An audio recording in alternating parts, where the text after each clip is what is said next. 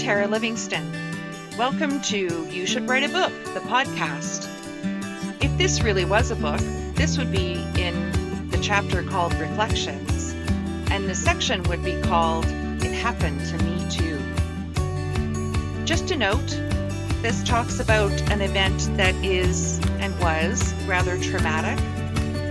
I want you to know I'm okay. It's happened a long time ago, and I think I've worked through it. But I really do thank you for all of your concern. Let's get on with it, and let's see where our stories meet. When I'm about to start telling you a story, inviting you in, I often think that it should begin with, a long, long time ago, I can still remember. Anyway, I won't. But it was a long, long time ago. I was working in a congregation. It was rather small. The building wasn't that big, had about 80 to 100 people on a Sunday morning. There was one particular Sunday where a gentleman that I hadn't seen before came in, and I remember speaking to him before the service and saying, "Hi, welcome. Make yourself at home. If we can do anything for you, just let us know." And he said, "Oh, thank you. I used to be a member here a long time back." And I said, "Well, welcome back." He found a seat close to the aisle. I was very aware of whose seat he was sitting in because they had to find a different pew. And if you know anything about the Anglican world, she was not happy that she had to sit somewhere else. I have no memory of the service or the readings or even my sermon for the day. But as I was preaching, maybe 3 or 4 minutes into my homily, uh, the man that I had greeted when he came in stood up and he started, I guess, what he thought was preaching. He was saying, "The Spirit has left this place. God no longer resides here. It has been taken over by the devil, and we need to pray together to invite the Spirit back in, etc., etc." So it was a very un-Anglican uh, kind of thought process, really. As he was saying this loudly, he was shaking his fists in the air and moving slowly up the aisle.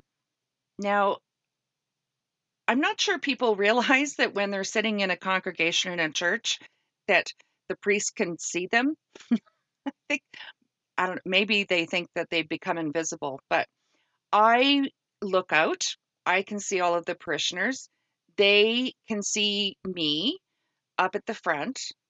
But when this man started speaking, it felt like everybody just looked down at their feet, particularly the sides people, the people who greet parishioners as they're coming in the door, hand out the bulletins, etc. I'm trying to get someone's attention because I'm terrified.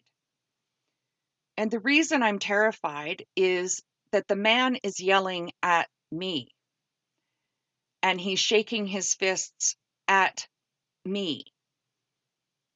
Was he doing that to Tara Livingston, the person? Probably not. He was doing that to the caller and whoever is in charge of this place. He is moving towards me slowly, kind of like baby step by baby step, really getting into the fire and brimstone kind of preaching rhythm. I'm aware that my body has shut down, that I am no longer digesting food, that there's kind of nothing happening. I can hear my breaths from the inside, if that makes sense. And in my head, I'm thinking, his suit is much too big. I hope he doesn't have a gun. And we have a room full of kids down the other end of the hall. And somehow we need to get this man out of the church. It felt like an eternity before a young man, a rather new parishioner actually, finally kind of looked up and I got his attention. And all he did was stand up and turn and face this man. He was my ally. That's all I needed from him at that point, was just to stand up and look at this man. At some point, I don't know how long this went on. It felt like it was 20 minutes. It may have only been 2 or 3 minutes. He took a breath and I said, "Thank you very much. Let us all stand together and recite the words of our faith in the Nicene Creed." And on command, as good Anglicans do, everyone stood in unison. And that's all it took for this man to kind of lose his rhythm. At that point, the young parishioner, God bless him, kind of escorted this man towards the back. I saw them having a conversation with the sides people, and then he was gone. There were people who got up and left.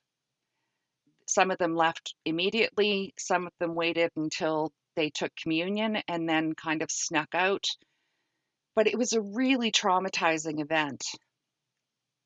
At the end of the service, I went into my office and I took my robes off and I sat on my chair with my head between my knees, just trying to get my shit together, quite frankly. Um, it was a big deal, and it was not something that we trained for. I went back and joined folks at coffee hour. Of course, everybody's talking about this man. They're trying to think of who he might have been because he had said that he used to be a parishioner there. There's a lot of trauma in the room. And so I was acknowledging that and saying, yeah, that was really scary, but thankfully he's gone now.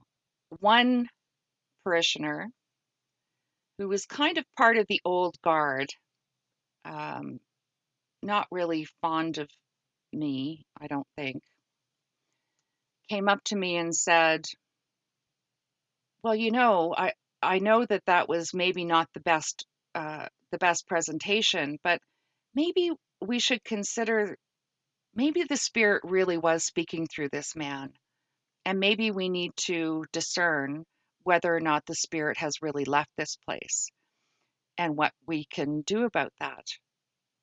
I was dumbfounded. I was offended. I was hurt. I think I stuttered some response perhaps, and I left. I went and got my purse and my keys and I drove home.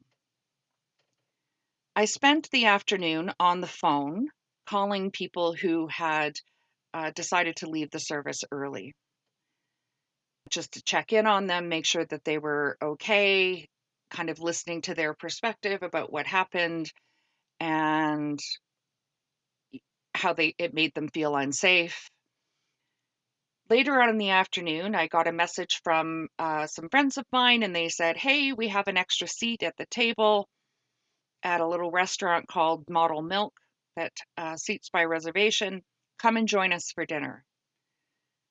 I went and I met my friends, and as soon as I sat down at the table, I just started weeping. I couldn't stop.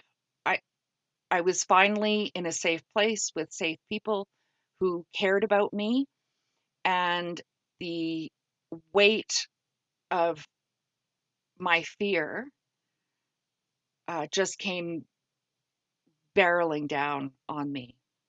I was so grateful for their companionship at that point. Later on, I talked to some of my board members. We decided that I should at least make a police report in case this person came back to the congregation. So I did that on the Monday. The police were not very receptive. I think that they just assumed that it was some, wacky church thing, but they did take a report. On Tuesday morning, another person from the congregation came in. She wanted to speak to me.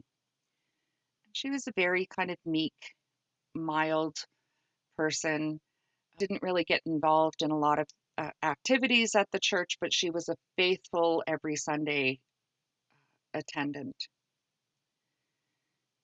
And she came in and she said, "Well, that was very traumatic, what happened on Sunday." And I said, "Yeah, it really, really was."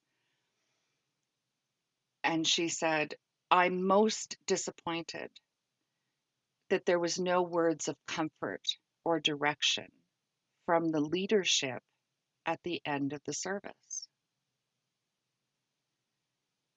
It occurred to me that I was being chastised for not saying something meaningful and beautiful and uplifting and comforting at the end of the service. And I remember I leaned over and I looked at her and I said, "It happened to me too." And she shook her head a bit and she looked at me. I don't think it had occurred to her that it happened to me too.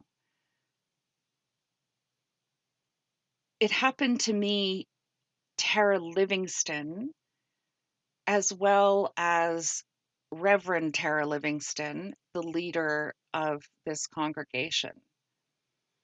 Maybe she was right. Maybe a better leader would have been able to get their shit together and say something wise and wonderful at the end of the service.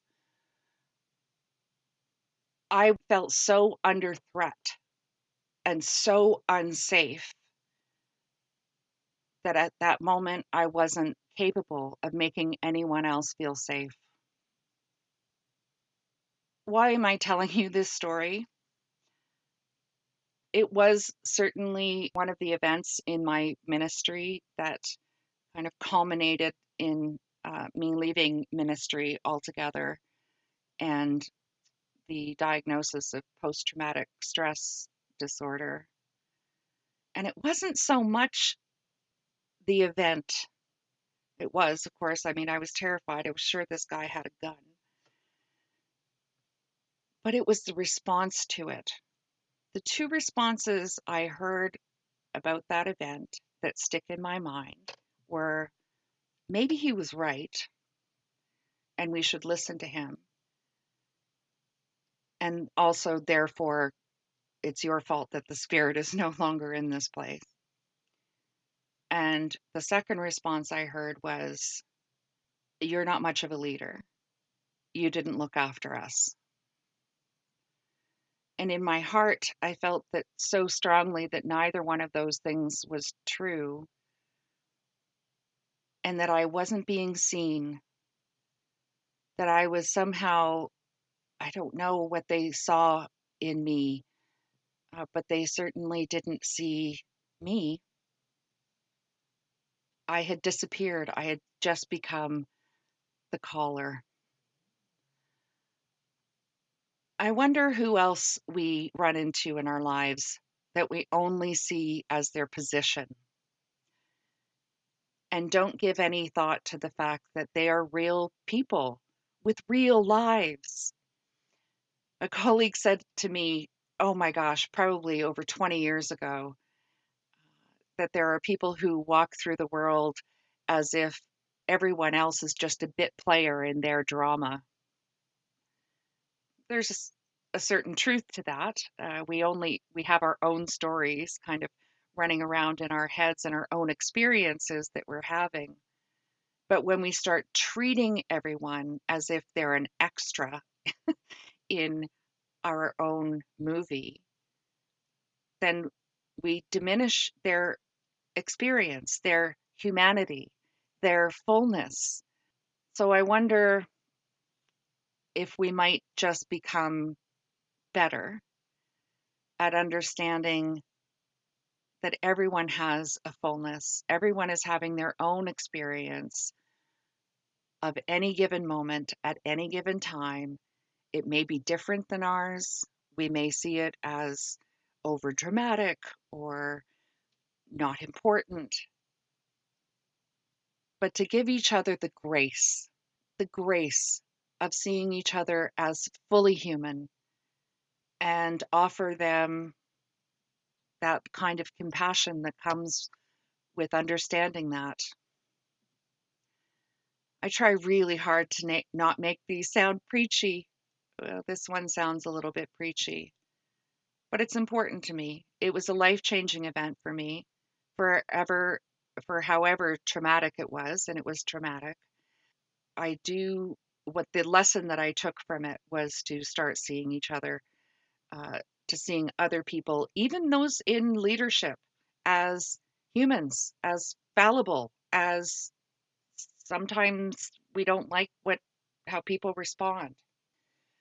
Give them a little grace, people. One of the places in this story that I have found grace that I didn't pay attention to, even probably while it was happening, was the young man who stood up. In the act of standing up and turning to face this stranger, he became my ally. And by doing that, he just strengthened me, emboldened me to be able to begin to think clearly and to come up with a solution about how to get this guy off of his rhythm. He extended me the grace of being able to stand beside me and strengthen me. Who needs your grace? Who needs you to stand up beside them, to be an ally, even if you're not talking, even if you don't say anything? What can you lend your presence to that will help someone else stand firmly in place and be able to do what they need to do? Anyway, I hope that you've enjoyed this little story that I've shared with you today. You could extend me some grace by subscribing or following the podcast wherever you're listening from. I really appreciate you taking the time to come and hang out with me. And I really am curious, where do our stories meet? Please let me know. I hope that wherever you are and whatever you're doing, you're having a wonderful day. Talk again soon. Bye.